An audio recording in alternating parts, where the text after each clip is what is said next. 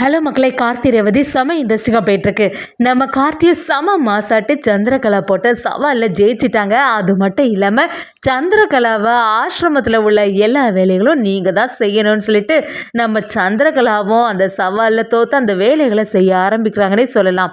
வீடியோக்குள்ளே போகிறதுக்கு முன்னாடி நம்ம சேனலுக்கு சப்ஸ்கிரைப் பண்ணிடுங்க. அப்படியே பக்கத்தில் இருக்க பெல் ஐக்கனை கிளிக் பண்ணிடுங்க. அப்போ தான் நான் போடுற வீடியோலாம் உங்களுக்கு நோட்டிஃபிகேஷனாக வரும். சிவனாண்டியும் முத்துவேலும் எப்படியாவது இந்த 50 கோடி ரூபாவை கொடுத்து அந்த இடத்த நம்ம பேருக்கே மாற்றிடணும்னு சொல்லிட்டு ஒரு பிளான் பண்ணும்போது, இந்த ரூபாய்க்கு நம்ம என்ன செய்கிறது, பேசாமல் அந்த சேட்டுக்கிட்ட போய் கேட்டால் நமக்கு அந்த பணம் ரெடி ஆயிரும்னு சொல்லி அந்த இடத்துக்கே போகிறாங்க. அப்படி அந்த சேட்டுக்கிட்ட எங்களுக்கு ஒரு லேண்ட் ரிஜிஸ்ட்ரேஷன் வச்சுருக்கோம், அதனால் அந்த டைமுக்குள்ளே எங்களுக்கு 50 கோடி ரூபாய் தரணும் அப்படி சொல்லும்போது அந்த சேட்டும் சம்மதிக்கிறாங்க.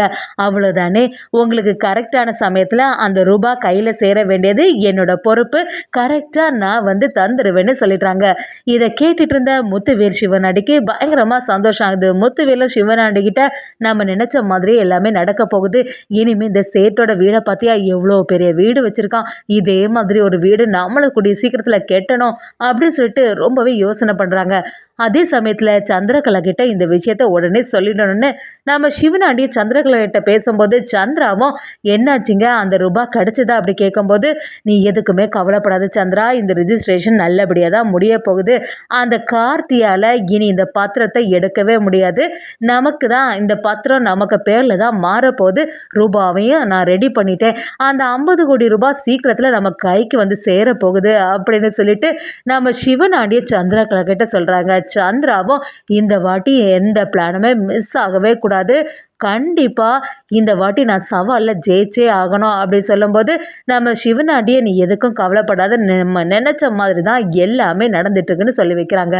நம்ம மயில் வாகனமும் கார்த்திட்ட என்ன சகலை இப்போ பண்ணுறது, நம்ம வேற எல்லா இன்விடேஷன் கார்டு கொண்டு எல்லாமே ரெடி பண்ணிட்டோம், ஆசிரமத்தில் அடிக்கல் நாட்டு விழாவுக்கு எப்படி அத்தை வர போகிறாங்க, அது மட்டும் இல்லாமல் கரெக்டான பத்திரம் வேற நம்ம கையில் இல்லை, எந்த தைரியத்தில் சகலை இருக்கீங்க அப்படி சொல்லும்போது, நம்ம கார்த்தியும் எங்க நீங்கள் எதுக்குமே வருத்தப்படாதுங்க, எப்படி இருந்தாலுமே இதுக்கு பின்னாடி யாருக்கு சூழ்ச்சி இருக்க போது, அந்த சிவனாண்டியும் முத்துவேலன் தானே ஏதாவது ஒரு பிளான் பண்ண போகிறாங்க, அதெல்லாம் நம்ம சரியாக பார்த்துக்கலான்னு நம்ம கார்த்தியும் மாசா பேச ஆரம்பிக்கிறாங்க.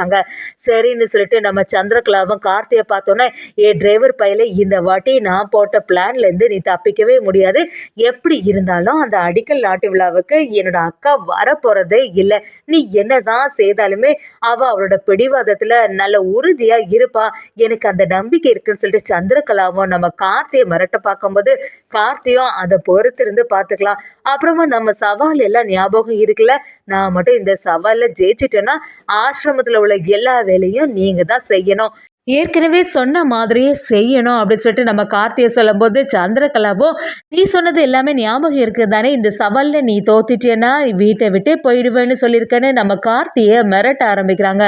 அதே சமயத்தில் நம்ம ரேவதியும் கார்த்திட்டு வந்து, எப்படியாவது அத்தையோட பேரில் இந்த ஆசிரமத்தை தொடங்கணும்னு சொல்லிட்டு எவ்வளோ ஆசையாக நீங்கள் இங்கே இருந்துட்டுருக்கீங்க, அதே சமயத்தில் அம்மா அந்த இடத்துல வந்து தொடங்கி வைப்பாங்களா அப்படிங்கிறது சந்தேகம்தான், அவங்களோட பிடிவாதத்தை பற்றி எனக்கு நல்லாவே தெரியும், என்ன செய்கிறது கார்த்தி அப்படி கேட்கும்போது, கார்த்தியோ நீ எதுக்கும் கவலைப்படாத ரேவதி, கண்டிப்பாக அத்தை அந்த இடத்துல வந்து தொடங்கி வைப்பாங்கன்னு எனக்கு நல்லாவே நம்பிக்கை இருக்குது, எனக்கு அவங்கள பற்றி தெரியும், அதனால் நீ எதுவும் கவலைப்படாத, நான் பார்த்துக்கலான்னு சொல்கிறாங்க. இருந்தாலும் நம்ம ரேவதிக்கு ரொம்பவே வருத்தமாக இருக்குது. அப்படியே ரோஹிணி கிட்ட போய் பக்கத்தில் உள்ள கோயிலுக்கு நம்ம போயிட்டு வருவோமாக்கா, எனக்கு மனசு கொஞ்சம் சங்கடமாக இருக்குது அப்படின்னு சொல்லிட்டு நம்ம ரேவதியும் ரோஹிணியும் சேர்ந்த மாதிரி கோவிலுக்கு கிளம்புறாங்க.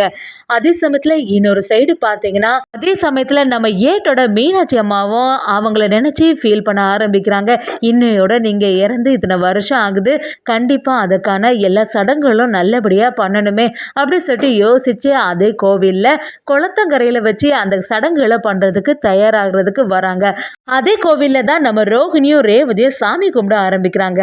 நம்ம மீனாட்சி அம்மாவும் ஏட்டை நினச்சி அவங்க எல்லா சடங்குகளும் பண்ணிட்டு இருக்கும்போது, நம்ம ரேவதி மீனாட்சி அம்மாவை பார்த்துடுறாங்க. எதுக்காக இங்கே வந்து நிற்கிறீங்க, என்ன விஷயம் அப்படின்னு சொல்லிட்டு விசாரி விசாரிக்கும் போது மீனாட்சி அம்மாவும் ரேவதி கிட்ட இன்னைக்கு என்னோட ஹஸ்பண்டோட நினைவு நாள், அதுக்காக தான் அந்த சடங்குகள் எல்லாமே பண்ணிட்டு இருக்கேன்னு சொல்ல ஆரம்பிக்கும் போது ரேவதியும் சரின்னு சொல்லிட்டு அந்த இடத்துல இருந்து கிளம்பிடுறாங்கன்னே சொல்லலாம். அந்த ஏட்டோட போட்டோவை நம்ம ரேவதி பார்த்த மாதிரி இல்லை. மீனாட்சியும் நீங்க ஏற்கனவே என்கிட்ட சாகிறதுக்கு முன்னாடி கண்டிப்பா ஒரு செயலை செய்யணும் அப்படின்னு சொல்லிட்டு போயிட்டீங்க. ஆனா நானும் அந்த ஆட்களை தேட தான் ஆரம்பிக்கிறேன். யாரு என்னன்னு எந்த டீட்டெயிலுமே சொல்லாம இப்படி போயிட்டீங்களே, எப்படியாவது ஏன் காலம் முடியதுக்குள்ள அந்த உண்மையான ரிப்போர்ட் எல்லாத்தையுமே அந்த ஆட்கள்கிட்ட சேர்க்கணுமே அப்படின்னு சொல்லிட்டு மீனாட்சியை ஃபீல் பண்ண ஆரம்பிக்கிறாங்க. எப்படியாவது என்னோட கணவரோட கடைசி ஆசையை நான் நிறைவேற்றியே வைக்கணும் அப்படின்னு சொல்லிட்டு மீனாட்சியும் கடவுளை வேண்டிட்டு இருக்காங்க. இன்னொரு சைடு பார்த்தீங்கன்னா நம்ம சிவனாண்டியும் அந்த சேட்டுக்கிட்ட நான் இந்த நாளில் கரெக்டாட்டு ரூபாவை உங்கள் கையில் தந்துடுவேன், ரிஜிஸ்ட்ரேஷன் பண்ணுறதுக்கு ரெடியாகவும் டாக்குமெண்ட் எல்லாத்தையுமே ரெடி பண்ணி எடுத்துகிட்டு வந்துடுங்கன்னு சொல்கிறாங்க. அதுபடியே நம்ம கார்த்தி வந்து அடமானம் வச்ச அந்த டாக்குமெண்ட்டை எடுத்துட்டு அந்த சேட்டோட பையன் அந்த இடத்துக்கு வராங்க. நம்ம சிவனாண்டியும் இந்த 50 கோடி ரூபாய் கண்டிப்பாக நம்ம கையில் சீக்கிரத்தில் அந்த பஜன்லால் வந்து கொண்டு வந்து தந்துடுவான், அதை வந்து வச்சு எப்படியாவது இந்த டாக்குமெண்ட்டை வாங்கிடலான்னு ஒரு ஆசையில் அந்த இடத்துல வந்து வெயிட் பண்ணிட்டு இருக்காங்கன்னே சொல்லலாம். அதே சமயத்தில் நம்ம சிவனாண்டிகிட்ட வந்து என்ன பணம் எல்லாம் கரெக்டாக ரெடி ஆகிட்டுல, இன்னைக்கு டாக்குமெண்ட்டை உங்கள் பேர்லேயே ரிஜிஸ்டர் பண்ணிடலாம். அந்த கார்த்தி வேற அடிக்கடி என்கிட்ட வந்து தொந்தரவு பண்ணிட்டு இருக்கான், அவன் வர்றதுக்கு முன்னாடி உங்க பேர்ல இந்த டாக்குமெண்ட்டை நான் ரெஜிஸ்டர் பண்ணி தந்துடுறேன், ரூபாவை சீக்கிரமா தாங்க அப்படின்னு சொல்லிட்டு அதுல எல்லாருமே வெயிட் பண்ணும்போது அந்த பஜன்லால் சேட்டு எப்பதான் வருவான்னு சொல்லி நம்ம சிவனாண்டி எல்லாருமே அந்த 50 கோடி ரூபாய்க்காண்டி அதுல காத்திருக்கும் போது என்ன இவ்வளவு நேரம் ஆகிய காணலையே அப்படின்னு சொல்லி நம்ம முத்துவேல் பயங்கரமா டென்ஷன் ஆகிறாங்க. சிவனாண்டிக்கு நேரம் செல்ல செல்ல கொஞ்சம் டவுட் ஆயிடுது, அவன் வேற கண்டிப்பா தருவேன்னு சொன்னானே என்னாச்சு அப்படின்னு சொல்லிட்டு யோசிக்கும் போது சந்திரகலாவும் நம்ம சிவனாண்டிக்கிட்ட ஃபோன் பண்ணி என்னங்க என்னாச்சு, லேண்ட் எல்லாம் ரிஜிஸ்ட்ரேஷன் கரெக்டாக முடிஞ்சது தானே, என்ன விஷயம்னு விசாரிக்கும் போது நம்ம சிவனாண்டியை இல்லை சந்திரா இன்னும் வந்து பணம் கைக்கு வந்து சேரலை அப்படின்னு சொல்ல ஆரம்பிக்கிறாங்க. அந்த இடத்துல சம மாசா நம்ம கார்த்தியும் மயில்வானமும் நிற்கிறாங்கன்னே சொல்லலாம். இதை கொஞ்சம் கூட சிவனாண்டி எதிர்பார்க்கல. கார்த்தியும் சிவனாண்டிகிட்ட வந்து எவ்வளோ நாள் பட்டாலுமே நீங்களாம் திருந்தவே மாட்டீங்களாடா, எத்தனை வாட்டி தான் சொல்லதுக்கு என் விஷயத்தில் தலையிடாதுங்கன்னு, நீங்கள் எப்படியாவது பணம் கிடச்சுன்னு சொல்லிட்டு பஜன்லால் சேட்டு வீட்டுக்கு போன விஷயம் எல்லாமே எங்களுக்கு நல்லாவே தெரியும். அந்த சேட்டை எங்களோட ஆட்கள் தான்டா, நான் அந்த பணமும் உன் கைக்கு வர போகிறதில்ல, எந்த பிரச்சனையும் ஆக போகிறதில்ல, அந்த பத்திரத்தை நான் எப்படியாவது மீட்டு எடுத்துருவேன்னு சொல்லி நம்ம கார்த்தியும் சிவனாண்டிகிட்ட செம மாசா சொல்கிறாங்க. அதே சமயத்தில் அந்த சேட்டோட பையன் எப்படியாவது கார்த்தியோட டாக்குமெண்ட்டை வச்சு நம்ம பணம் சம்பாதிச்சலான்னு சொல்லி அந்த இடத்துல வந்தவனும் அதிர்ச்சி ஆயிடுறான்.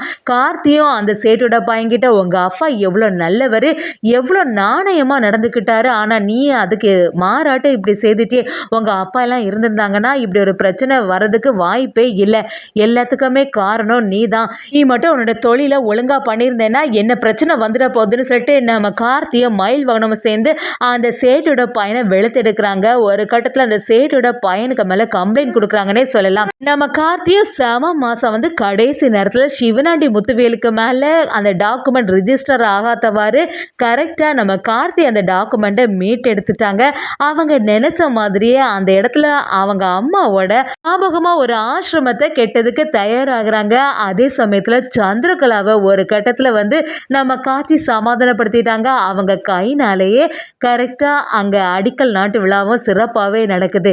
இதை பார்த்த சந்திரகலா பயங்கரமாக எரிச்சல் ஆகுறாங்க. நம்ம கார்த்தி சந்திரகலா கிட்ட என்ன சவால் எல்லாம் ஞாபகம் இருக்குல்ல, நீங்கள் சொன்ன மாதிரி இனிமேல் ஆசிரமத்தோட பராமரிப்பு வேலை எல்லாமே நீங்க தான் இன்னைக்கு பார்க்க போறீங்கன்னு சொல்லிட்டு சந்திரகலாவுக்கு சரியான ஆப்பு வச்சுட்டாங்கன்னே சொல்லலாம்.